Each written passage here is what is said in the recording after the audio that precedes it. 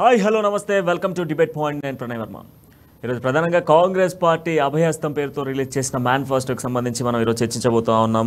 అయితే కాంగ్రెస్ పార్టీకి ఏఐసిసి అగ్రనేత అండ్ ఏఐసిసికి అధ్యక్షుడిగా ఉన్నటువంటి మల్లికార్జున ఖర్గే ఈరోజు ఉదయం మేనిఫెస్టోని రిలీజ్ చేయడం జరిగింది కాంగ్రెస్ పార్టీకి సంబంధించి.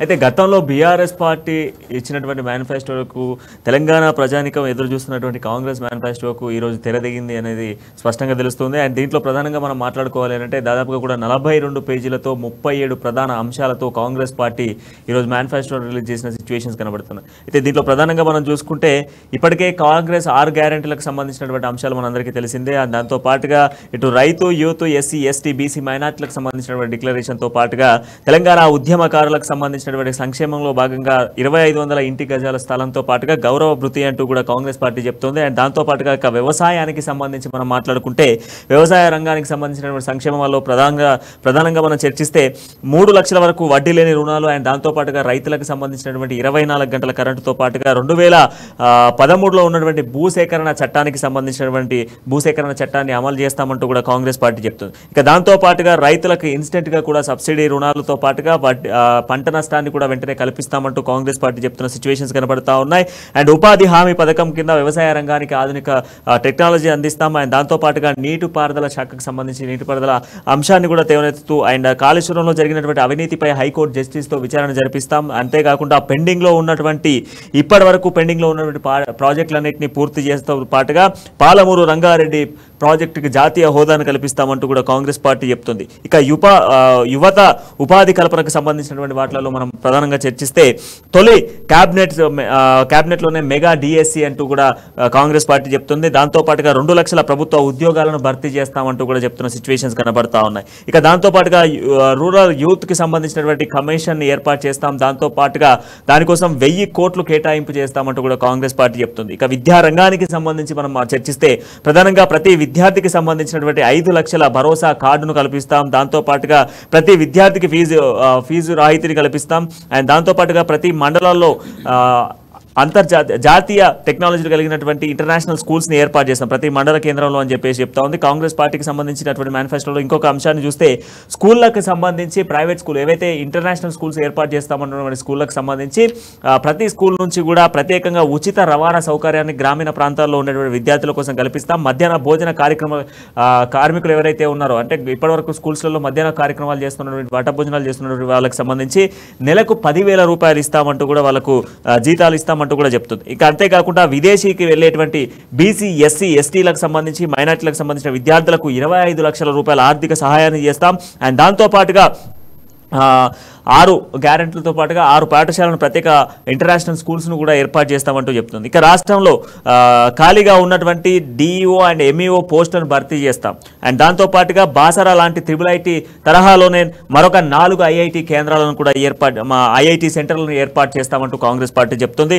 అండ్ దాంతో పాటుగా ఆరోగ్యశ్రీకి సంబంధించినటువంటి అంశాన్ని మనం మాట్లాడుకుంటే ఆరోగ్యశ్రీ పథకం కింద ఇప్పటివరకే 10 లక్షల వరకు కూడా మేము కేటాయింపులు చేస్తాం, 10 లక్షలు కల్పిస్తామంటూ కూడా చెప్తుంది. అండ్ దాంతో పాటుగా ధరణి పోర్టల్ని పూర్తి స్థాయిలో క్లోజ్ చేస్తామని కాంగ్రెస్ పార్టీ మొదటి నుంచి చెప్తా ఉంది. అండ్ దాంతో పాటుగా ల్యాండ్ కమిషన్ ఏర్పాట్లతో పాటుగా భూ సమస్యల పరిష్కారానికి సంబంధించినటువంటి ప్రత్యేక ఏర్పాట్లను చేస్తాం. పేదలకు సంబంధించినటువంటి పంపిణీ కార్యక్రమాలు ఏదైతే 25 లక్షల ఎకరాలకు పైగా లబ్ధిదారులకు సంబంధించినటువంటి భూ పట్టాలను కేటాయిస్తామంటూ కూడా చెప్తున్న సిచ్యువేషన్స్ కనబడతా ఉన్నాయి. అండ్ దాంతో పాటుగా గ్రామ పంచాయతీకి సంబంధించినటువంటి ఈ అంశాన్ని చర్చించుకోవాలి. గ్రామ పంచాయతీకి సంబంధించినటువంటి వార్డు మెంబర్లకు సంబంధించి గౌరవ వృత్తిని కల్పిస్తామంటూ కూడా కాంగ్రెస్ పార్టీ చెప్తుంది. ఆ గౌరవ వృత్తిలో భాగంగా 1,500 రూపాయలు ప్రతి నెల కేటాయిస్తాం. అండ్ దాంతో పాటుగా ప్రభుత్వ ఉద్యోగాలకు సంబంధించినటువంటి పెండింగ్లో ఉన్న డీలను మొత్తం కూడా ఇచ్చేస్తామంటూ కూడా కాంగ్రెస్ పార్టీ చెప్తుంది. అండ్ దాంతో పాటుగా ప్రభుత్వ ఉద్యోగాలకు సంబంధించినటువంటి ఓఎంఆర్లకు సంబంధించినటువంటి వాటికి సంబంధించినటువంటి కేటాయింపులు కూడా చేస్తాం. అండ్ దాంతో పాటుగా ఆర్టీసీ ఉద్యోగులకు సంబంధించి ఇప్పటివరకు ఉన్నటువంటి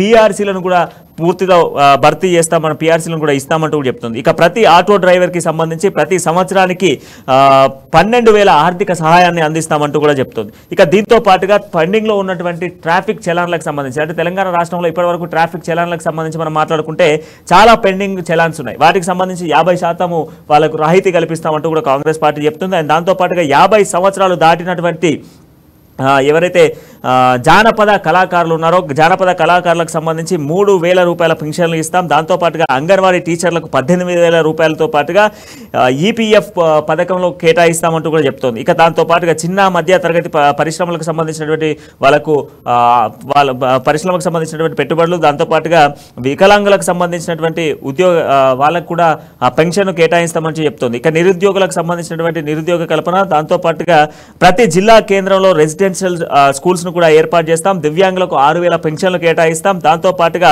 ఇక మనం మాట్లాడుకుంటే గల్ఫ్ కార్మికులకు సంబంధించినటువంటి సంక్షేమ బోర్డును కూడా ఏర్పాటు చేస్తాం. తెల్ల రేషన్ కార్డుల ద్వారా సన్న బియ్యం పంపిణీ చేస్తాం. ఏదైతే రేషన్ డీలర్లకు సంబంధించి 5,000 గౌరవ భృతిని కల్పిస్తామంటూ కూడా కాంగ్రెస్ పార్టీ చెప్తుంది. మరణించిన జర్నలిస్టులకు 5 లక్షలు వెంటనే పెండింగ్ లో ఉన్నటువంటి జర్నలిస్టులకు సంబంధించినటువంటి ఇండ్లను కూడా హైదరాబాద్కి సంబంధించిన జర్నలిస్టుల ఇండ్లను సకాలంలో వాళ్ళకి సంబంధించినటువంటి సమస్యను పరిష్కరిస్తాం. అన్ని జిల్లా కేంద్రాలలో రెసిడెన్షియల్ హోమ్స్ ఏర్పాటు చేస్తాం. 18 సంవత్సరాలు నిండినటువంటి యువతులకు ఎవరైతే ఉన్నారో ఉచిత ఎలక్ట్రిక్ స్కూటర్లను అందజేస్తాం.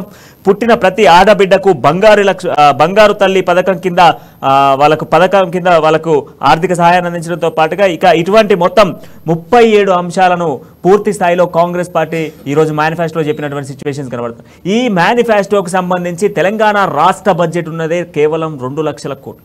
దీనికి సంబంధించి ఇప్పటికే 6 గ్యారెంటీల కింద కాంగ్రెస్ పార్టీ ఇచ్చినటువంటి ఈ గ్యారెంటీలే దాదాపుగా కూడా 1,20,000 కోట్లు దాటుతుంది. బట్ ఇంత డబ్బు కాంగ్రెస్ పార్టీ ఎక్కడి నుంచి తీసుకొస్తుంది?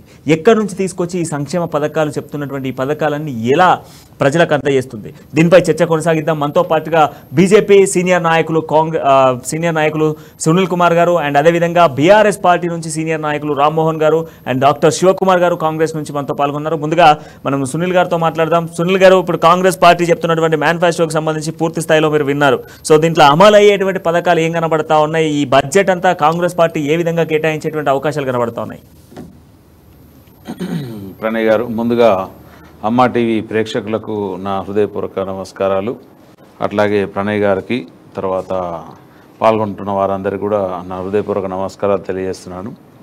ప్రణయ్ గారు, ఇందాక మనం ఇప్పుడు ఈ టీవీ డిబేట్లో మేనిఫెస్టో అనే ఒక అంశం మీద కూర్చున్నాం. ఈ మేనిఫెస్టో అనే అంశంలో కాంగ్రెస్ మేనిఫెస్టోని తయారు చేసింది. ఎప్పుడైతే 6 గ్యారంటీలు వాళ్ళు ఇచ్చారు ప్రజలకు, ఈ 6 గ్యారంటీలనే దాదాపు ఒక 60 నుంచి 70% మంది విపరీతమైనటువంటి ఒక డౌట్ను వెలుబుచ్చడం జరిగింది. అంటే ఈ 6 గ్యారంటీల మీదనే ప్రతిపక్షాలు గగ్గోలు చేసి వాటి మీద ఎంతో వ్యవస్థను ముందుకు తీసుకుపోలేదు అని చెప్పేసి చాలామంది చాలా రకాలుగా మాట్లాడుకున్నారు. అయితే ఇప్పుడు ఈ నిజంగా కాంగ్రెస్ ప్రకటించినటువంటి మల్లికార్జున గారు ప్రకటించిన మేనిఫెస్టో కనుక ఇప్పుడు మనం చూసినట్టయితే, ఈ మేనిఫెస్టో నిజంగా ఒక ప్రిపరేషన్కు అసలు డిఎస్సి ప్రిపరేషన్ బుక్కా లేకపోతే టెలిఫోన్ డైరెక్టరీ బుక్కా అసలు ఏంది అంటే ఏ ఒక్క అంశాన్ని కూడా వదిలిపెట్టకుండా వీళ్ళు అంటే ప్రభుత్వంలోకి రావడమే ధ్యేయంగా మాట్లాడినారు. అయితే నిజంగా ఈ మేనిఫెస్టో అనేది ప్రజలకు ఇందులో అర్థం కాని అంశాలు చాలా తికమకగా ఉన్నాయి. అంటే ఒక రాజ్యాంగం రాసినప్పుడు అంబేద్కర్ గారు ఎంత కష్టపడ్డారో వీళ్ళు కూడా చాలా కష్టపడి దాంట్లో ఉన్నాయి లేని అన్ని పాయింట్లను చేర్చడం జరిగింది. ఇందులో 42 పేజెస్ అని అంటే ఆల్మోస్ట్ ఒక బుక్కు.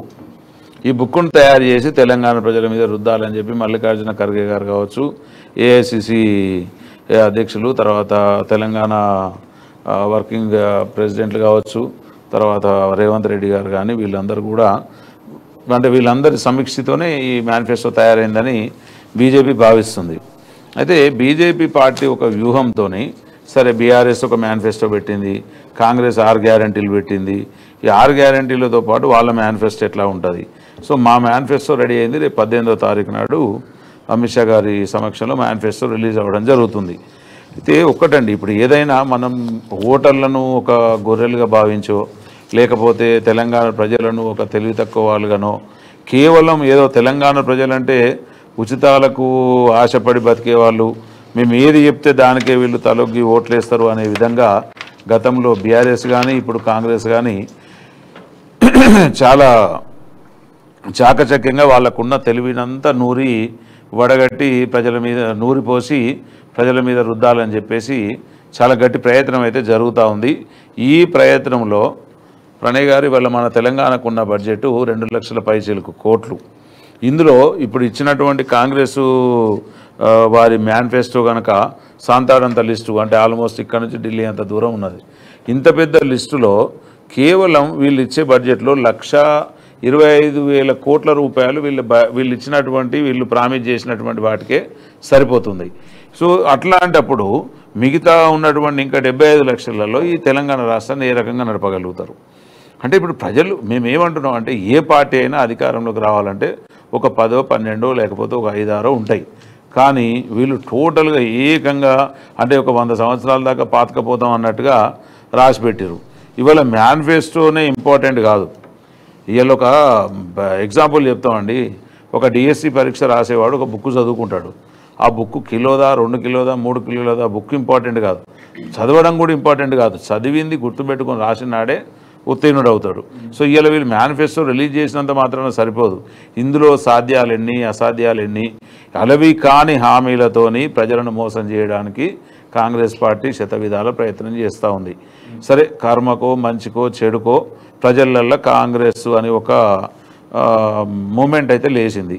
అంటే ఆ ప్రాపగండను వీళ్ళు నమ్ముకొని ఎట్లాగో మేమే అధికారంలోకి వస్తామంటే ఈ ఉన్న సానుభూతి సరిపోతుంది వాళ్ళకు నిజంగా ఒకవేళ అధికారంలోకి రావాలంటే. కానీ ఈ సానుభూతిని కాస్త షాడిజంగా మారి టోటల్గా ఇక మమ్మల్ని మించినది లేదు అనేటువంటి మేనిఫెస్టోలో కాంగ్రెస్ పార్టీ ముందుకు పోతుంది. ఇది ఏ రకంగా కూడా మంచిది కాదు. రెండవది, అలవి కానీ ఈ యొక్క హామీలతోని, అంటే నథింగ్ బట్ మేనిఫెస్టో అంటే it is a mandatory. Public ఎప్పుడు కూడా మేనిఫెస్టో అనేది దాన్ని నిజంగా ఏ మతానికి ఆ మతం ఒక భగవద్గీతగానో ఎవరి మతానికి వాళ్ళకు అనుకూలంగా అనుసరించాల్సింది. ఇవాళ బీఆర్ఎస్ పార్టీకి కూడా ఎందుకు ఈ గతి దాపురించింది అంటే కేవలం వాళ్ళు మేనిఫెస్టోలో కంప్లీట్గా విఫలమైంది కాబట్టి ఇవాళ తెలంగాణ రాష్ట్రంలో ప్రజలు వాళ్ళను చీదరించుకోవడానికి కానీ లేకపోతే వాళ్ళను కొంచెం వ్యతిరేకించడానికి కానీ అవకాశాలు ఎక్కువగా కనబడతా ఉన్నాయి. కనుక మేమేమంటున్నాం అంటే ఈ జంబో లేకపోతే దీన్ని బాహుబలి మేనిఫెస్టో మాత్రం ఇది కరెక్ట్ కాదు అనేది బీజేపీ వాదన. రామ్మోహన్ గారు, మరి ఇప్పుడు కాంగ్రెస్కి సంబంధించినటువంటి మేనిఫెస్టో మొత్తం కూడా మీరు చూసిర్రు. సో మరి ఈరోజు రిలీజ్ చేసినటువంటి మేనిఫెస్టోలో దాదాపు చాలా అంశాలు తెరపైకి వచ్చినాయి. అంటే ఉన్నటువంటి సమస్యలు అని చెప్పుకోవాలి, బట్ అన్నీ కూడా వాళ్ళు చెప్పినటువంటి హామీలన్నీ నిజంగా ప్రజలకు అవసరమైనటువంటి. బట్ ఈ అవసరాలకు సంబంధించి మనం మాట్లాడుకుంటే కొన్ని ఇంప్లిమెంట్ చేయాలి అని అంటే కూడా కొంత కష్టతరమే. దాదాపుగా కూడా ఇప్పుడు తెలంగాణకు సంబంధించి మనం మాట్లాడుకుంటే 1,00,000 పైచిలకు గ్రామాలు ఉన్నాయి. 1,00,000 పైచిలకు ఉన్నటువంటి గ్రామాలకు సంబంధించి మినిమం ప్రతి గ్రామానికి ఒక్కొక్క వార్డు మెంబర్, ప్రతి గ్రామానికి ఒక 10 మంది వార్డు మెంబర్లను వేసుకున్నా కూడా దాదాపుగా కూడా ప్రతి గ్రామానికి 10 మందిని వేసుకున్నా కూడా 1,00,000 అంటే ఆల్మోస్ట్ మనకు అదే 1 కోటి పైచిలకు అవుతా ఉంది. అంటే 1 కోటికి పైన వార్డు మెంబర్లు మన తెలంగాణ రాష్ట్రంలో ఉంటే ఎంతమందికి అనేది గౌరవ వృత్తి 1,500 రూపాయలు ఎట్లా అమలు అవుతుంది? సో ఇది పాసిబుల్ అయ్యేదేనా? కాంగ్రెస్ ఆలోచించినటువంటి విజన్ కరెక్టేనా? ముందుగా పెద్దలందరికీ నమస్కారం. కాంగ్రెస్ పార్టీ పూర్తిగా విచక్షణ కోల్పోయింది.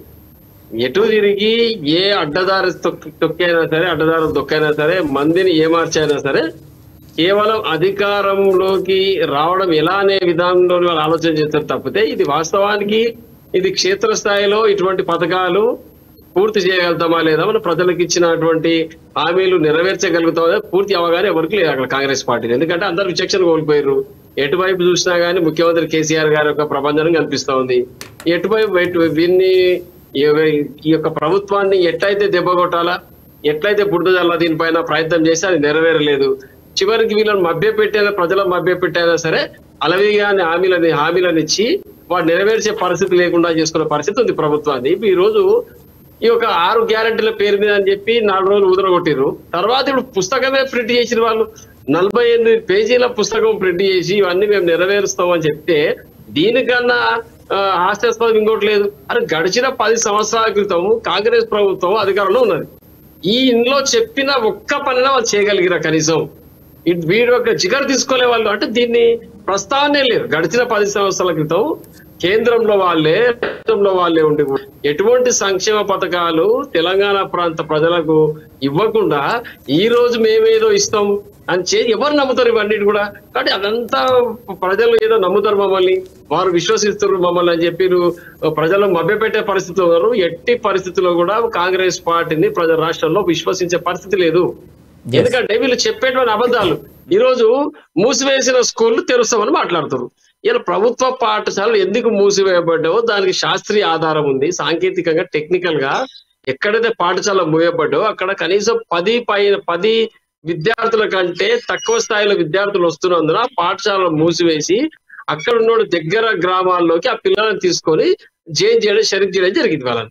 మరి అదొదిలి పెట్టి మేము మూసిన పాఠశాల ఓపెన్ చేస్తామంటే అసలు పాఠశాల ఎందుకు మూసేసిర్రు, నువ్వెందుకు ఓపెన్ చేస్తున్నావు? దానిపైన శాస్త్రీయమైనటువంటి కొలమానం ఏమైనా ఉందా నీ దగ్గర? అది చెప్పకుండా ఇష్టం వచ్చినట్టు మాట్లాడడం, 25 లక్షలు ఇస్తాము వాళ్ళకు, బయటికి వెళ్ళే వాళ్ళకి అది చెప్పడం, ఇష్టం వచ్చిన హామీలు ఇవ్వడం, డబ్బులు ఇస్తామని చెప్పి గౌరవ వేతనం ఇస్తామని. వాస్తవానికి మీరు ప్రవేశపెట్టిన పథకాలు అమలు కావాలంటే ఎంత డబ్బు కావాలి? మన రాష్ట్రానికి సంబంధించిన ఇన్కమ్ ఎంత, మనం ఎంత ఖర్చు పెడతాం, దేనిపైన ఎంత ఖర్చు పెట్టాలి, విద్యకి ఎంత, వైద్యానికి ఎంత, జీతభత్యాలకు ఎంత, అభివృద్ధి పథకాలకు ఎంత, సంక్షేమ పథకాలకు ఎంత, ఇవన్నీ ఉంటాయి కదా. ఇవన్నీ దానిపైన ఎలాంటి లెక్కలు లేకుండా మేమేదో చేసేస్తామని చెప్పి గాలి మాట్లాడితే ఎట్టి పరిస్థితుల్లో ప్రజలు నమ్మే పరిస్థితి లేరు. ఇది మాత్రం వాస్తవం.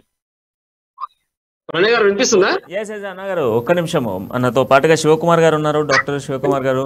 శివకుమార్ గారు, మరి ఇప్పుడున్నటువంటి సిచ్యువేషన్స్లో మరి కాంగ్రెస్ పార్టీ అభయహస్తం అనే పేరుతో ఈరోజు కాంగ్రెస్ పార్టీ మేనిఫెస్టోని రిలీజ్ చేసింది. సో మరి చేసినటువంటి మేనిఫెస్టోలో దాదాపుగా కూడా 42 పేజీలతో 37 ప్రధాన అంశాలు అంటూ కూడా పార్టీ ఒక మేనిఫెస్టోని రిలీజ్ చేసింది. సో దీంట్లో ఎన్ని అమలు అవుతాయి? అండ్ ఇంకొక పాయింట్ ఏంటి అంటే ప్రధానంగా రాష్ట్రానికి సంబంధించినటువంటి బడ్జెట్ చాలా తక్కువ. ఇప్పటికే కేసీఆర్ ఈ 10 సంవత్సరాలలో దాదాపుగా కూడా 5 లక్షల పైచలకు లక్షల కోట్లు అప్పులో ఉన్నాం. అంటే తెలంగాణ ఏర్పడేటప్పుడు ఒక వ్యక్తి పైన 40,000 రూపాయలు అప్పు ఉంటే ఇవాళ 1,40,000 రూపాయలు అప్పు అయింది. మరి ఇప్పుడు కాంగ్రెస్ పార్టీ ఇంప్లిమెంట్ చేస్తా అంటున్నటువంటి ఈ గ్యారంటీస్, ఈ యొక్క ఏదైతే మేనిఫెస్టో చెప్పినవన్నీ చేస్తే 1,40,000 కోట్లు కాస్త 5,40,000 కోట్లు అయ్యే పరిస్థితులే కనబడుతున్నాయి. ఎట్లా చేస్తుంది? రాష్ట్ర ఆదాయాన్ని ఎట్లా పెంచుతుంది కాంగ్రెస్ పార్టీ? ముందుగా అమర్ న్యూస్ ప్రేక్షకులకు, ప్యానెల్లో ఉన్న వారికి మీకు నమస్కారం. ఈరోజు కాంగ్రెస్ పార్టీ మేనిఫెస్టో ఏదైతే రిలీజ్ చేస్తే ఈరోజు బీజేపీ కానీ బీఆర్ఎస్ కానీ ఇప్పుడే బొంబేలు పెడితే రేపటి దిన అమలు చేసే వరకు కూడా వీళ్ళకు ఓపిక లేదు అనే ఆలోచనలో 2 ప్రభుత్వాలు ఉంటే 9.5 సంవత్సరాల నుంచి వీళ్ళు వాళ్ళు చెప్పినప్పుడు ఎట్లా చేస్తుండ్రు ఏంది అనేది వాళ్ళకి ఐడియా లేదా? ఇప్పుడు వాళ్ళు కూడా వాళ్ళ మేనిఫెస్టోలు గతంలో కూడా పెట్టిండ్రు కదా. 2014లో పెట్టిండ్రు, తర్వాత 2018లో పెట్టిండ్రు. దాంట్లో మార్పులు చేర్పులు చేసిండ్రు. కొన్ని అయితే మేము మేనిఫెస్టోలో లేని కూడా ఇచ్చినామని చెప్పి ఇదే బీఆర్ఎస్ ప్రభుత్వం కానీ గోపాల్ చెప్పుకుంది. అదే కాకుండా బీజేపీ ప్రభుత్వం అయినా మాట మాట్లాడితే వాళ్ళు మేము రోడ్లు వేసినాము, మొత్తము హిమాలయ కూడా రోడ్ వేస్తామని చెప్పి మాట్లాడే బీజేపీ ప్రభుత్వం కూడా ఈరోజు ఒక సంక్షేమాన్ని తీసుకొని ఖచ్చితంగా ప్రజలను ఉద్దేశించి అమలు చేస్తామనే దిశతోనే ఒక మేనిఫెస్టో కమిటీ వేసి ఆ మేనిఫెస్టో కమిటీలో మెంబర్లను వేసి ఆల్మోస్ట్ ఆల్ దగ్గర ఒక 45 రోజులు దాని మీద అధ్యయనం చేసిన తర్వాతనే ఇది మనం చేయవచ్చు, ఇది చేయకూడదు అనేది ఆ మేనిఫెస్టో కమిటీ వెళ్ళి డిస్ట్రిక్ట్లో కానీ లేకపోతే సిటీలో కానీ కొన్ని ప్రాంతాల్లో వాళ్ళు తిరిగి ఏది ఉంటే బాగుంటుంది, ఏది చేస్తే బాగుంటుంది అనే ఆలోచనతోని వాళ్ళంతా అధ్యయనం చేసి దాని తర్వాత ఇది ఒక నిర్ణయానికి వచ్చి ఈ నిర్ణయం తీసుకున్నారు. రేపు కాంగ్రెస్ పార్టీ ప్రభుత్వం వచ్చిన తర్వాత ఆ కేటాయింపులు ఎట్లా చేస్తారు, బడ్జెట్ ఎక్కడి నుండి తెస్తారు అనేది రేపు ఇంప్లిమెంటేషన్కి వస్తుంది. ఇప్పుడు ఈరోజు మేనిఫెస్టో రాగానే రేపు ఇంప్లిమెంటేషన్ ఎట్లా చేస్తారంటే without implementation how you will say ఎవరు కూడా చెప్పలేరు. రేపు ఇప్పటివరకు బీఆర్ఎస్ ప్రభుత్వం కేసీఆర్ గారు కూడా ఇన్ని మాట్లాడినాడు. ఈరోజు ఎక్కడి నుంచి చేస్తావంటే నీకెందుకు, అది నేను చేసి చూపిస్తా కదా అన్నాడు. రేపు కాంగ్రెస్ పార్టీ కూడా రేపు ఆ దిశగానే మాట్లాడుతుంది. అంటే ఇప్పుడు నేను ఏమంటున్నా అంటే ఇప్పుడు మీరు చెప్పిందని నేను బిలీవ్ చేస్తాను. ఓకే ఓకే, ఒక కాంగ్రెస్ పార్టీ విజన్తో వెళ్తుంది, దాని విషయంలో నేను అంగీకరిస్తాను. బట్ ఇప్పుడు నేను ఒక్కొక్క పాయింట్ నేను మీకు క్షుణ్ణంగా చూశారు. ఆల్మోస్ట్ 42 పేజీలు ఒక మేనిఫెస్టోను 37 ప్రధాన అంశాలను పెట్టి చేశారు. సో ఓకే, ఇప్పుడు వరకు మనము తెలిసినటువంటి 6 గ్యారెంటీలకు దానికి ఒక క్లారిటీ అండ్ క్లారిఫికేషన్ ప్రజలకు కొంతవరకు ఇచ్చారు. లైక్ గ్యాస్ సిలిండర్లు కావచ్చు, లేకపోతే మహాలక్ష్మి స్కీమ్ కింద 2500 రూపాయలు కావచ్చు, పెన్షన్లకు సంబంధించినటువంటి అంశాలు కావచ్చు. ఓకే, రాష్ట్ర బడ్జెట్ని కొంచెం కేటాయించినా కూడా ఈ ఒక 6 స్కీమ్స్ వెళ్తాయి అనేది ఒక క్లారిటీ ఉంది. ఇందులో గతంలో కాంగ్రెస్ పార్టీ ఇచ్చినటువంటి హామీలు కూడా ఉన్నాయి. సో దానికి నో డౌట్. ఎందుకంటే లాస్ట్ టైం ఇప్పుడు ఏదైతే ఆరోగ్య పథకం కింద వచ్చినటువంటి 10 లక్షల స్కీమ్ వైఎస్ఆర్ ఇంప్లిమెంట్ చేసినటువంటి పథకమే. సో దాన్ని అంగీకరిస్తాం. ఇందిరమ్మ ఇండ్లు అన్నారు, దాన్ని అంగీకరిస్తాం. బట్ ఇక్కడ ఏంటి అంటే రాజీవ్ గృహకల్ప కానీ, యూత్ కమిషన్ కానీ, కొన్ని కాంగ్రెస్ పార్టీ ఇచ్చేది గతంలో ఇచ్చినటువంటి హామీలు ఇప్పుడు ఉన్నటువంటి బీఆర్ఎస్ పార్టీ ఇస్తున్నటువంటి హామీలు కొన్ని ఉన్నాయి. సో దానికి ఓకే, ప్రజలకు దానికి కొంత అండర్స్టాండింగ్ సిచ్యువేషన్స్ లో. బట్ ఇక్కడ పాయింట్ ఏంటి అని అంటే కొన్ని పథకాలకు సంబంధించి సరే ఉద్యోగ కల్పన విషయంలో కూడా నేను కాంప్రమైజ్ అవుతాను. ఎందుకు అని అంటే ఉన్నాయి, ఖాళీలు ఉన్నాయి. సో కేంద్రంలో ఉన్నాయి, రాష్ట్రానికి సంబంధించినటువంటి డిఈలు కావచ్చు, డిఓలు కావచ్చు, లేకపోతే ఇంకా విద్యాశాఖకు సంబంధించినటువంటి పోస్టులు కావచ్చు, గురుకులాల్లో కావచ్చు, అనేక సెక్టర్స్లలో గవర్నమెంట్ పోస్టులు దాదాపు 2,50,000 పైచిలకు పోస్టులు ఖాళీగా ఉన్నాయి. దాన్ని భర్తీ చేస్తారు, ఓకే. బట్ ఇక్కడ ఇంకోటి ఏంటి అని అంటే పెండింగ్లో ఉన్నటువంటి ప్రాజెక్టులను కూడా మీరు క్లియర్ చేస్తా అంటున్నారు. ఓకే, అది ప్రాజెక్ట్ నడుస్తుంది, దాన్ని క్లియర్ చేస్తారు. బట్ ఇక్కడ ప్రధానంగా ఏంటి అని అంటే ఇక్కడ గ్రామ పంచాయతీలకు సంబంధించినటువంటి దాంట్లో ఒక మేనిఫెస్టోను మీరు ఒక పాయింట్ రేజ్ చేశారు. ఏంటి అని అంటే ప్రతి గ్రామంలో ఉన్నటువంటి వార్డ్ మెంబర్లకు గౌరవ భృతి 1,500 రూపాయలు ఇస్తామని చెప్పేసి కాంగ్రెస్ పార్టీ చెప్తుంది. ఇప్పుడు గ్రామాలకు సంబంధించి మాట్లాడుకుంటే అక్కడ నుంచి ఉపాధిగా ఏం రాదు మనకు. సో అంటే సోర్స్ ఆఫ్ ఇన్కమ్ ఒక గ్రామం నుంచి రావాలంటే సరే కొన్ని గ్రామాలలో ఇండస్ట్రీలు ఉండొచ్చు, రావచ్చు.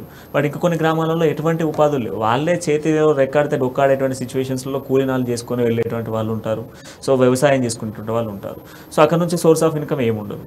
సో అట్లాంటి గ్రామ పంచాయతీలకు సంబంధించి ఇప్పుడు మీరు ఇస్తా అన్నటువంటి 1,500 రూపాయలు నెలవారీగా ఇస్తే దాదాపు మనం లక్షల గ్రామాలు ఉన్నాయి తెలంగాణలో. ఈ లక్షల గ్రామాలకు సంబంధించిన దాంట్లో ఎట్లా ఇంప్లిమెంట్ అవుతుంది, ఎన్ని లక్షల కోట్లు ఎట్లా తెస్తుంది, ఎట్లా మీరు తెలంగాణ రాష్ట్ర బడ్జెట్ని ఎట్లా పెంచగలుగుతారు? ఇప్పుడు బడ్జెట్ కేటాయింపుల్లో రేపు ప్రభుత్వం అధికారంలోకి వచ్చిన తర్వాత బడ్జెట్ సెషన్లో వాళ్ళు అలొకేషన్స్ చేస్తారు.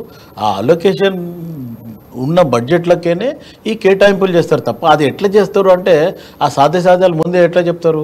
రేపు కేటాయింపులు చేసిన తర్వాతనే ఆ బడ్జెట్లో ఆ కేటాయింపులు దీనికి ఇంత పోతుంది, దీనికి ఇంత పోతుంది అని చెప్పి ఇండివిజువల్ కేటగిరీలో తీసుకుంటారు. ఆ కేటగిరీలోకి ఈ ఒకవేళ ఈ 1,500 రూపాయలు నిజంగా కూడా ఊర్లలో ఇప్పుడు మీరే అంటున్నారు ఊర్లలో వాళ్ళకేమీ ఉపాధి లేదు, వాళ్ళకు ఏ రకంగా కూడా డబ్బు రాదు అంటున్నారు. ఒక రకంగా నిజంగా కూడా ఆలోచిస్తే ఏదైతే వార్డ్ కమిటీ మెంబర్ నిజంగా కూడా గ్రామాలలో కీలక పాత్ర వహిస్తారు ప్రతి దగ్గర కూడా. అట్లకు ఒక వేతనం ఇస్తే దాంట్లో ఏం తప్పు ఉంది? ఇప్పటి వరకు జనరల్గా ఆశా వర్కర్స్ అన్నారు, ఎక్కడికైనా వస్తాయి అనుకున్నాం. ఆశా వర్కర్స్కి కొంచెం లేట్ అయినా తక్కువ అయినా కానీ ఇవ్వడం జరిగింది. ఇప్పుడు అంగన్వాడీలు కూడా కొన్ని ఇప్పుడు కూడా ప్రస్తుతానికి నడుపుతుండ్రు, గతంలో కూడా నడిపిండ్రు, ఇప్పుడు కూడా నడుపుతుండ్రు. కొంచెం ఆలస్యం అవుతుండొచ్చు. ఇప్పుడు ఒక్కటి ఏంటంటే కేసీఆర్ చేసిన ఆలోచనలకి ఈరోజు కాంగ్రెస్ పార్టీ చేసిన ఆలోచనలకి మార్పులు ఉంటాయి. ఎందుకంటే కాంగ్రెస్ పార్టీ గతంలో కూడా ప్రభుత్వాన్ని నడిపిన అనుభవాలు ఉన్నాయి, పెద్దలు కూడా ఉన్నారు. లేకపోతే ఆ గత అనుభవాలను కూడా తీసుకొని ఇప్పుడు ప్రజెంట్ సిచ్యువేషన్. ఇంకోటి ఏమంటే రెవెన్యూ పరంగా ఎవ్రీ ఇయర్ బడ్జెట్ పెరుగుతూ ఉంటుంది. మొత్తానికి లాస్ట్ ఇయర్ ఎప్పుడో 2014లో ఉన్న బడ్జెట్ ఇప్పటివరకు ఉంటుంది అనేది ఏం లేదు. రెవెన్యూ కూడా జనరేట్ అవుతుంది, జనరేషన్ వాళ్ళు జనరేట్ చేస్తారు. దాన్ని బట్టి కేటాయింపులు ఏ రకంగా చేస్తారు. రెవెన్యూ జనరేట్ చేసిన తర్వాతే, రెవెన్యూ గురించి ఆలోచించిన తర్వాతే కాంగ్రెస్ పార్టీ మేనిఫెస్టోని తీసుకురావడం జరిగింది అనేది కాంగ్రెస్ పార్టీ చెప్తుంది. సునీల్ గారు మీరు ఏం చెప్తారు? ఇప్పుడు ఒకటండి, నిజంగా కాంగ్రెస్ ఒక వేవ్ లేచింది, లేకపోతే ప్రజల్లో ఏదో మౌత్ టాక్ పోయింది, తెలంగాణలో కాంగ్రెస్ అధికారంలోకి వస్తుంది అంటే బీజేపీ అభిప్రాయం కాకుండా నా సొంత అభిప్రాయం ఏంటంటే అది నిజంగా బీజేపీ అధికారంలోకి వస్తుంది కావచ్చు అని నమ్మిన వాళ్ళ నేను ఒక్కడిని. ఇప్పుడు తీరా చూస్తే ఏంటంటే వీళ్ళు అధికారంలోకి రామని అలవి కానీ హామీలు ఇచ్చినట్టుగా మేమైతే భావిస్తున్నాం బీజేపీ పార్టీ. కాంగ్రెస్ అధికారంలోకి రాదు కనుకనే ఇవన్నీ పనికిరాని అని పెట్టిండ్రు. రెండవది ఇవాళ ఇలా ఒక్కటే మీకు మచ్చుకు చెప్తానండి. ఇప్పుడు పాలమూరు రంగారెడ్డికి జాతీయ హోదా ఇస్తాము అన్నారు. పాలమూరు రంగారెడ్డికి జాతీయ హోదానికి రాష్ట్రానికి హక్కులు ఉంటాయా, కేంద్రానికి? నెక్స్ట్ పాయింట్ అదే శివకుమార్ గారికి ఒక మాట అంటే వీళ్ళు ఏంటంటే పాపం పెట్టిన మేనిఫెస్టో. ఇందాక శివకుమార్ అన్న గారు ఏమన్నారంటే మేము ఒక నిపుణుల కమిటీ చేసినాము, మేనిఫెస్టో కమిటీ అంతా తిరిగింది అన్నారు. ఇప్పుడు మేనిఫెస్టో కమిటీ అంతా తిరుగుతాయి, మేనిఫెస్టో కమిటీలో 1000 మంది 1000 కోరికలు కొడతారు. 1000 కోరికలు మనం తీర్చగలుగుతాం అంటే దేనికైనా లిమిట్ ఉంటుంది. రెండవది ఇయ్యాల అభినవ కాబోయే ముఖ్యమంత్రి అని చెప్పుకుంటున్నా, నేనే ముఖ్యమంత్రి 9 నాడు ప్రమాణ స్వీకారం చేస్తా అని చెప్పి రేవంత్ రెడ్డి ఎగిరి పడుతున్నాడు, ఎగిసి పడుతున్నాడు. ఇవాళ ఆయన ముఖ్యమంత్రి ప్రకటించింది లేదు. సరే కాంగ్రెస్లకు అధికారం వస్తుందా లేదా మనం 30 తర్వాతనే తెలుస్తుంది. ఆయన నేను ముఖ్యమంత్రి అని ప్రమాణ స్వీకారం అని కొడంగల్లో గెలుస్తా అని కామారెడ్డిలో, సరే ఈ ఎవరి రాజకీయ అభిప్రాయం వాళ్ళకు ఉంటుంది తప్ప ఇలా పేపర్లో స్టేట్మెంట్ ఇచ్చుకున్నప్పుడు పాపం ఇదే కేసీఆర్ను రేవంత్ రెడ్డి గారు తిట్టిండ్రు. మన ప్రధాన ఆదాయం వనరు ఏందండి? మద్యం మీద. మద్యంతో ఇలా తెలంగాణను ఆగం చేసి నాశనం చేసిండనే మహిళలందరూ ఎక్కడ పోతే అక్కడ బడితెలు చెప్పరాదు కానీ చెప్పులు చీపుర్లతో వాళ్ళ వాహనాలను ప్రచార రథాలను కూడా తిప్పి తరిమి కొడుతున్నారు. అయితే మరి ఇవల్ల ఆయననే ఈ రాష్ట్రాన్ని ఇంత ఘనంగా నడిపిండు కేవలం మద్యం మీద ఉన్నటువంటి ఆదాయం మీదనే. మరి ఇవాళ రేవంత్ రెడ్డి గారు వచ్చినాక మద్యానికి ఏటీఎంలు పెడతారా? అంతే కదా. ఇప్పుడు వాళ్ళ బెల్ట్ షాపులు వైన్ షాపుల కంటే ఎక్కువ ఈయన పెట్టాలి. బెల్ట్ షాపులను నిర్మూలిస్తామని అదే అట్లా. ఇప్పుడు నువ్వు ఆదాయాన్ని అడ్డుకున్నవి ఒక్క మాట అండి, ఇవి మాత్రం 101% మనం పార్టీలకు అతీతంగా మాట్లాడుకున్నా కానీ ఇవి అయితే అలవి కానీ. అంటే ఒకటి ఇవాళ మేనిఫెస్టో ఇస్తారంటే ఒక రాష్ట్రం బాగుపడాలి, ప్రజలు బాగుపడాలి. బీజేపీ ఎప్పుడు ప్రజలకు వ్యతిరేకం కాదు, పథకాలకు వ్యతిరేకం కాదు. కాకపోతే ఈ ఇప్పుడు ఉచితాలు అనేవి ఏ రకంగా పోతున్నాయంటే ఇక కేవలం ఎవ్వరి ఇంట్లో వాళ్ళకు ఒక అన్నం అండి రెడీమేడ్, ఇప్పుడు జొమాటో ఇవి వచ్చినాయి కదా, వీటికి ఎవరికి వానికి 4 ఉన్నారా 4కి మీల్స్ పంపిస్తే అయిపోతుంది. ఇక చేయాల్సిన పని ఏం లేదు. కనుక మేమేమంటున్నాం అంటే మొత్తం రాష్ట్రాన్ని అన్నగారు అన్నారు గతంలో మేము పాలించిన అనుభవం ఉంది. గతంలో పాలించిన అనుభవానికి ఇప్పటికిక్కడ వేరుంది. ఇయ్యాల కేసీఆర్ గారు అందరికంటే ముందు కూర్చున్నారు.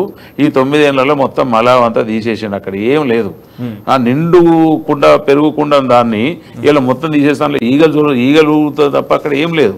సో ఈగలు జొరిన కుండను వీళ్ళు తీసుకొచ్చి ఏ రకంగా చేస్తారు అంటే ఇది ఏదైనా అల్లావుద్దీన్ అద్భుత దీపం అయితే కానీ కరెక్ట్ కాదు, సాధ్యం కాదు అనేది నా వాదన. ఓకే, రామ్మోహన్ గారు చెప్పండి, మీ వాదన చెప్పండి. నేను గతంలో కూడా గడిచిన రోజులు కూడా చెప్పడం జరిగింది, కాంగ్రెస్ పార్టీకి కానీ భారతీయ జనతా పార్టీకి కానీ రాష్ట్రం పైన ఏమాత్రం అవగాహన లేదు. టీఆర్ఎస్ పార్టీ రోజు ఇటువంటి మేనిఫెస్టో పెట్టడం జరిగింది. ఏమైతే సోదరు చెప్పాడు జాతీయ హోదా, ఇప్పుడు భారతీయ జనతా పార్టీ పాలమూరు రంగారెడ్డికి జాతీయ హోదా కల్పించాలి, వాళ్ళు కలిపేయలేదు. ఇప్పుడు రాష్ట్రానికి సంబంధించినటువంటి కాంగ్రెస్ మేనిఫెస్టోలు వీళ్ళు పెట్టడం జరిగింది. అంటే ఇవ్వాల్సింది వారికి కూడా అవగాహన లేదు, తెలంగాణ పైన ప్రజలు ఏం కోరుకుంటారు అనేది. తెలంగాణ ప్రజలకు ఏం కావాలో వీరికి కూడా అవగాహన లేదు. అవగాహన ఉంటే ఆ పాయింట్ అట్లా పెట్టేవాళ్ళు గారు. ఒకవేళ బీజేపీకి అవగాహన ఉంటే జాతీయ హోదా ఇచ్చేవాళ్ళు. కాబట్టి ఈ 2 పార్టీలు కూడా కేవలం తెలంగాణ రాష్ట్రంలో అధికారంలోకి ఎట్లా రావాలి అనే విధంగా ప్రజలు ఏ విధంగా వీళ్ళని ఇబ్బందికి గురి చేయాలి, ప్రలోభాలకు గురి ఆలోచన చేయాలి తప్పితే తెలంగాణ ప్రాంత ప్రజలు వాస్తవానికి ఏం కోరుకుంటున్నారు, ఇక్కడ ఏం అవసరం ఉంది, ఈ ప్రాంతానికి మనం ఏం చేయగలుగుతాం, భౌగోళిక స్వరూపం ఏంది, వ్యవసాయదారులు ఎంతమంది, విద్యార్థులు ఎంతమంది, గృహిణులు ఎంతమంది, మనం ఏమి ఇవ్వగలగాలి, నీటి ప్రాజెక్ట్ ఎట్లా పూర్తి చేస్తాం, ఇవి చెప్పాల్సింది పోయి రాజకీయ ఆరోపణ కేవలం అధికారికమే పరమావధిగా వీళ్ళు పనిచేస్తారు. లెక్కలన్నీ కేసీఆర్ దగ్గర ఉన్నాయి కానీ కేసీఆర్ బయట పెట్టలేదు కదా. రామ్మోహన్ గారు, ఇప్పుడు మీరు చెప్పినటువంటి విద్యార్థులు ఎంత, కులాలెన్ని, కుల విభజనలు ఎన్ని, అండ్ వాళ్ళ ఎంతమంది ఎందరు ఉన్నారు అనేది ఒకటి కులజనగణన చేపించింది 2014లో. బట్ అది కేసీఆర్ ఇప్పటి వరకు బయట పెడతలేడు. కాంగ్రెస్ పార్టీ ఇప్పుడు మీరు ఏమంటున్నారు, కాంగ్రెస్ పార్టీ ఆలోచించకుండా పెట్టింది, కాంగ్రెస్ పార్టీ ఆలోచించకుండా పెట్టింది అని చెప్పేసి ఒక వాదన మీద తీసుకొచ్చినప్పుడు మరి కేసీఆర్ ఆలోచించినప్పుడు ఏ కులానికి సంబంధించిన వాళ్ళు ఉన్నారు, ఎవరెవరికి ఏది కావాలి, విద్యార్థులు ఎంత, యువతకు కావాల్సిన ఉద్యోగాలు ఎంత అని బీఆర్ఎస్ పార్టీ ఎందుకు ఆలోచించలేకపోయింది? బీఆర్ఎస్ మేనిఫెస్టోలో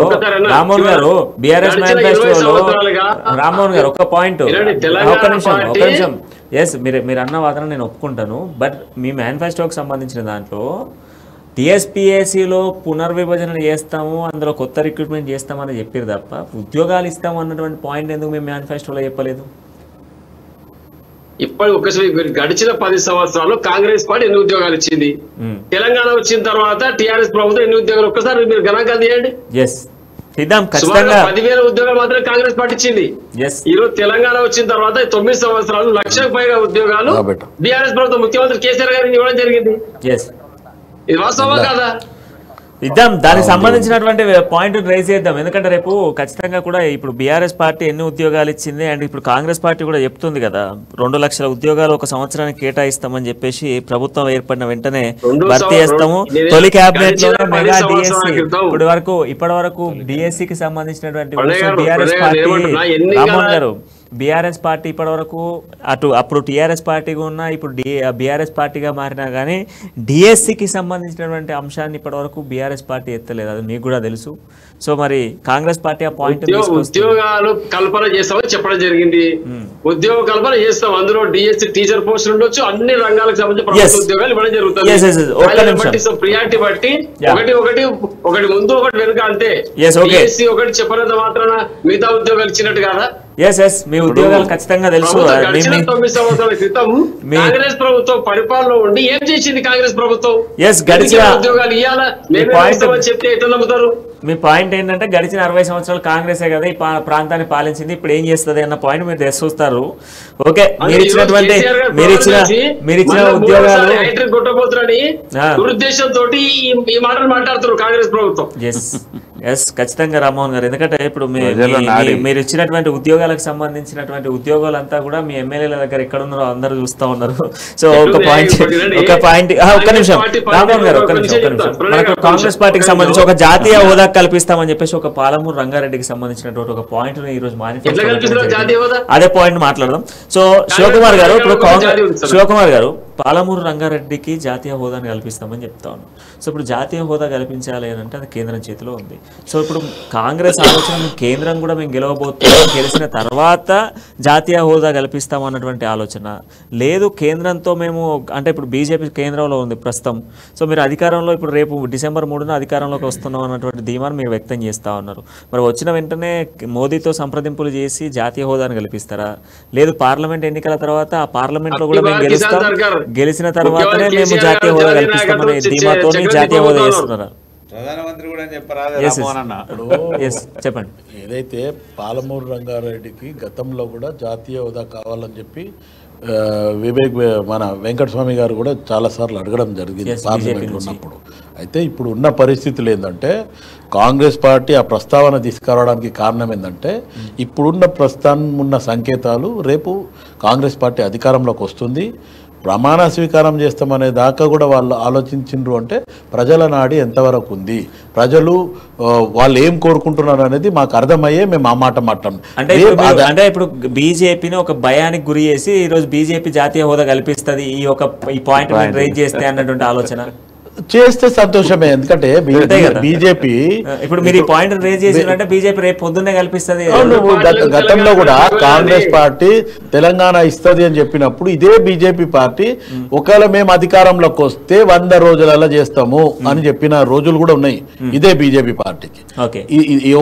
ఒకటి తెలంగాణ ఇష్యూ మీద, రెండోది ఎంఆర్పిఎస్ ఏబిసిడీల విషయంలో కూడా 100 రోజులలో మేము చేస్తామని చెప్పి అప్పట్లో అధికారంలోకి వస్తారా రారా అనేది పక్కన పెడితే ఆ టైంలో 100 రోజులలో మేము తెలంగాణ ఇస్తాం కాంగ్రెస్ పార్టీ ఇవ్వకపోతే 100 రోజులలో ఎంఆర్పిఎస్ ఏబిసిడి వర్గీకరణ చేస్తామని కూడా ప్రధానమంత్రి ఆ రోజులలో చెప్పడం జరిగింది. ఈ 9.5 సంవత్సరాలు వాళ్ళు నిద్రపోయినరు, వాళ్ళతో పాటు టీఆర్ఎస్ బీఆర్ఎస్ ప్రభుత్వం కూడా ఇక్కడ గలీలో కొట్లాడాలి, ఢిల్లీలో పోయి కాళ్ళు మొక్కాలి, ఇది కేసీఆర్ ప్రభుత్వం జరిగింది.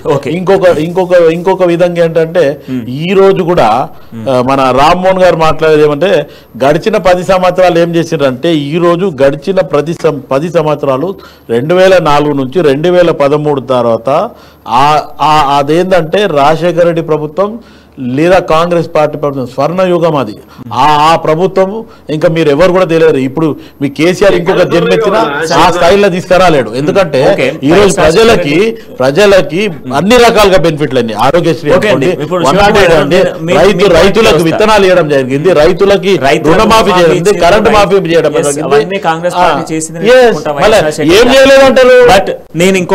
తెలంగాణ ఇచ్చింది అధికారంలో మోసపూరితంగా పోయింది వాళ్ళు, ఏం కాదు కదా. ఇచ్చారు కదా. ఈరోజు తెలంగాణ ఇచ్చి ఆంధ్రాలో తెలంగాణ రెండిట్లో కోల్పోయింది మేము. శివకుమార్ గారు నేను ఏమంటున్నా, మీరు వైఎస్ రాజశేఖర రెడ్డి గారి గురించి ఒక టాపిక్ తీసుకొచ్చారు కదా.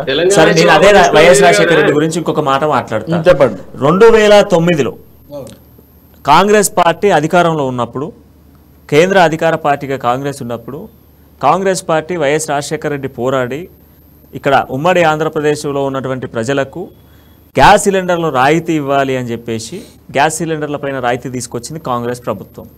బట్ 2013 అంటే వైఎస్ రాజశేఖర రెడ్డి చనిపోయిన తర్వాత 2013లో గ్యాస్ సిలిండర్లకు సంబంధించినటువంటి రాయితీని ఎత్తేసింది కాంగ్రెస్ ప్రభుత్వం. కిరణ్ కుమార్ రెడ్డి హయాంలో రాయితీని కాంగ్రెస్ ప్రభుత్వం ఎత్తేసింది. ఇప్పుడు మళ్ళీ కాంగ్రెస్ పార్టీయే మళ్ళీ రాయితీ ఇస్తామని చెప్తుంది. గతంలో రాయితీ ఏం ఎత్తేలేదు. రాయితీ ఎత్తేలేదు. అప్పట్లో 9 సిలిండర్లు ఉండే, దాన్ని 6 సిలిండర్ చేస్తా అని చెప్పి ప్రతిపాదనకు తీసుకొస్తే దానికి స్వయాన నేను సోనియా గాంధీ గారికి, మన్మోహన్ సింగ్ గారికి, అప్పట్లో ఉన్న సివిల్ సప్లైస్ మినిస్టర్ సెంట్రల్కి లెటర్ రాయడంతో మళ్ళీ కిరణ్ కుమార్ రెడ్డి గారికి సోనియా గాంధీ గారు చెప్పడం జరిగింది, 2 monthsకి ఒకసారి గ్యాస్ సిలిండర్ ఇస్తారంటే ఇది నడవదు, మీరు 2 నెలలకు ఒకసారి ఇస్తారంటే అని మళ్ళీ ఇది చేస్తే దాని తర్వాత మళ్ళీ పెంచడం జరిగింది. ఒకటి ఏమంటే ఆ ప్రతిపాదన వచ్చింది కానీ కిరణ్ కుమార్ రెడ్డి అనుకున్న మాటను చేయనీయలేదు సోనియా గాంధీ గారు. ఓకే, ఇది ఓకే, అక్కడికి వదిలేద్దాం. నెక్స్ట్ ఇంకొకటి ఏంటి అని అంటే, సరే పెండింగ్ చలానాలకు సంబంధించిన 50% రాయితీ కల్పిస్తాం అనేది మంచి విషయం. ఎందుకంటే పేదవాళ్ళకు కూడా చాలా ట్యాక్సెస్ పడ్డాయి. సో వాళ్ళు కూడా కట్టుకోవడానికి దొంగలండి ఈరోజు టీఆర్ఎస్ ప్రభుత్వము ట్రాఫిక్ కెమెరా పట్టుకొని దొంగల్లాగా చేస్తున్నారు. ఒక వీడియో చేసిండు ఆవేదనతోని, ఒకడైతే అమ్మ నా బూతులు తిట్టిండు. ఎందుకంటే వీళ్ళు ఏం చేస్తుండ్రు వెనకాల, ఇప్పుడు పోలీసు వాళ్ళు అన్నప్పుడు ఎదురు ఉండి ఆపి వాళ్ళ అఫెన్స్ ఏంది చెప్పాలా, అఫెన్స్ ఏంది చెప్పాలి. ఏ రూల్ లేదు, ట్రాఫిక్ రూల్ లో అమెండ్మెంట్ లో కూడా ఎక్కడ లేదు. దొంగతనంగా మీరు ఫోటోలు దింపమని, మీరు దొంగతనంగా ఇది దొంగ ప్రభుత్వం కాబట్టి దొంగతనంగానే ఫోటోలు దింపుతుంది. ఈ రోజు మీరు ఒక మాట వినండి, ఒక్క రోజుకి ₹1,00,00,000 అంట ఓవరాల్ గా ఈ కెమెరాల మీద వచ్చే ఇన్కమ్ బిల్లకి. అంటే ఎవరిని లెక్క ప్రకారం 1,00,00,000 ఇంటూ 30 రోజులు వేసుకున్నా 30 కోట్లు. తెలంగాణలో మొత్తంలో ప్రతి ఇంకొక మాట సారి ఫోటోలు తీస్తే ఏమైతుంది అంటే ఇయ్యాల కాకపోతే రేపాడు కట్టాల్సి వస్తుంది అంటుండు. ఆ తర్వాత 50% ఇచ్చి లైన్లు కట్టిపించండు గోషామైల్లా. ఇది 2 సార్లు చేసిండు ఈ 9.5 సంవత్సరాలు. కాంగ్రెస్ పార్టీ కూడా చేస్తుంది కదా 50%. కాంగ్రెస్ పార్టీ ఈ ఫోటోలు గిటోలు కొట్టుడు ఉండదు. ఒక్కడు గుర్తుపెట్టుకోండి, డైరెక్ట్ బండి అప్పుడు అవసరం అంటే క్రైమ్ ఉంటే క్రైమ్ చేయడం, లేదు కాదంటే వదిలేయడం. ఈ గతంలో లేకుండేనా హెల్మెట్, చెన్నారెడ్డి గారు హెల్మెట్ పెడితే మళ్ళీ నెక్స్ట్ ప్రభుత్వంలో ప్రజలకు ఇది హెల్మెట్ పెట్టడంలో వస్తుంది, లేకపోతే బట్టతలకే వస్తుంది అన్నప్పుడు హెల్మెట్ మళ్ళీ ఇమీడియట్ గా తీయడం జరిగింది. అంటే కాంగ్రెస్ పార్టీ ప్రజల ఆలోచన మేరకు.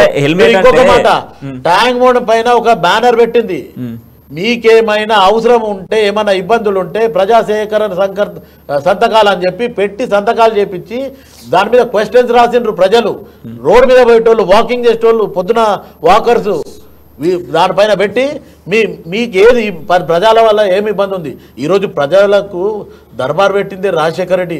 ఇదే ఈ చౌటి ముఖ్యమంత్రికి, గుడ్డి ముఖ్యమంత్రికి, లేకపోతే గద్ద ముఖ్యమంత్రికి ఎన్నోసార్లు చెప్పడం జరిగింది రాతపూర్వకంగా. ప్రజలకి అవసరం అంటే నాకు ప్రజలకు ఏం అవసరమో నాకు తెలుస్తుంటాడు ఈ మొండి ముఖ్యమంత్రి. ఏం మాట్లాడతారు ఇటువంటి. ఫైనల్ పాయింట్ ఒకటండి, ఒక పాయింట్ ఏంటి అంటే ప్రతి ఆటో డ్రైవర్ కి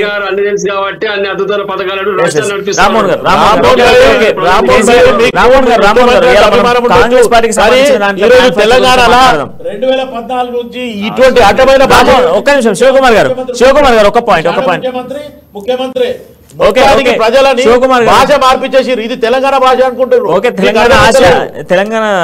తెలంగాణ స్లాంగ్ లో పోతుంది. కానీ ఇప్పుడు అది కాకుండా మనకు ఇంకొక పాయింట్ ఉంది ప్రధానంగా. ప్రతి ఆటో డ్రైవర్ కి ఒక సంవత్సరానికి 12,000 రూపాయలు కాంగ్రెస్ పార్టీ మేనిఫెస్టోలో మెన్షన్ చేసింది. ఓకే, ఒక యావరేజ్గా మనం వేసుకున్నప్పటికీ కూడా కేవలం హైదరాబాద్ సిటీలోనే దాదాపు కొన్ని లక్షల ఆటో డ్రైవర్స్, కొన్ని లక్షల మంది ఉపాధి కోసం ఆటోలు నడుపుతున్నారు. సో ఇప్పుడు ఆటో డ్రైవర్లకు సంబంధించి వాళ్ళు కోరుకునేది ఏంటి అని అంటే, వాళ్ళకు రోజు కూడా రోడ్ ట్యాక్స్ అనేది ఒక ట్యాక్స్ వేస్తున్నారు వాళ్ళకి. సేనది గ్రీన్ రెవల్యూషన్, అంటే పొల్యూషన్ లేకుండా ఉండడం కోసం గ్రీన్ రెవల్యూషన్ అనేటువంటి పేరు పైన రోజుకు 50 రూపాయల ట్యాక్స్ను వాళ్ళకు తెలియకుండానే వాళ్ళు పే చేస్తున్నారు. ఇది ప్రతి ఆటో డ్రైవర్ని మీరు అడగండి, వాళ్ళు చెప్తారు.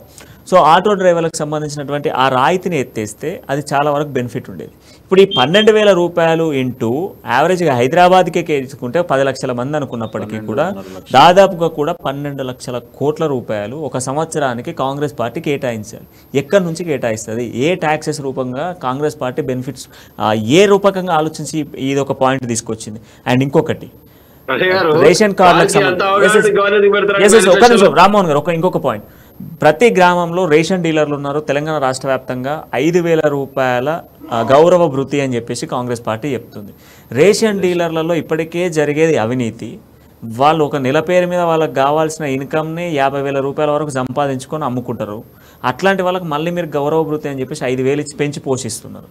సో ఈ రెండు ఎట్లా సాధ్యపడతాయి? అయితే ఈరోజు రేషన్ డీలర్లని వీళ్ళు రేషన్ కార్డ్ ఇవ్వకుండా ఆపిపెట్టి ఆ తర్వాత రేషన్ కార్డులు సర్వే చేసి ఇస్తామని చెప్పి డిసిషన్ తీసుకున్న టైంలో సివిల్ సప్లైస్ మినిస్టర్ ఎవరైతే ఈటల రాజేందర్ ఉండరో ఆయన ఫోటోతోని రేషన్ కార్డులు తయారైతే ఆ రేషన్ కార్డులను తీసుకుపోయి చెత్తబుట్టిలో పడేసిండ్రు. ఇదే టీఆర్ఎస్ బీఆర్ఎస్ ప్రభుత్వం. ఇది పక్కన పెడితే ఈరోజు ప్రతి ఒక్కరికి ఆన్లైన్ పేపర్లో ఇవ్వడం జరుగుతుంది. ఈ ఆన్లైన్ పేపర్లో వచ్చిన తర్వాత ఇప్పుడు ఈ మెటల్ డిటెక్టర్ వచ్చిన తర్వాత ప్రజలకు ఏం చెప్పిందంటే మీరు బియ్యం తీసుకుంటారా లేదా, లేకపోతే దాని వల్ల మీకు చక్కెర ఇచ్చేస్తా, ఇంతే.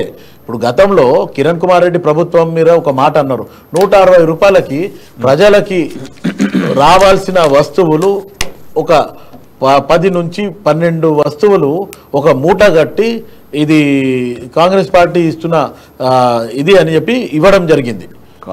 అది కెరోసిన్ ఉండే, ఇప్పుడు కెరోసిన్ పోయింది, ఇటు పప్పు దినుసులు అవి ఇవి పోయినాయి.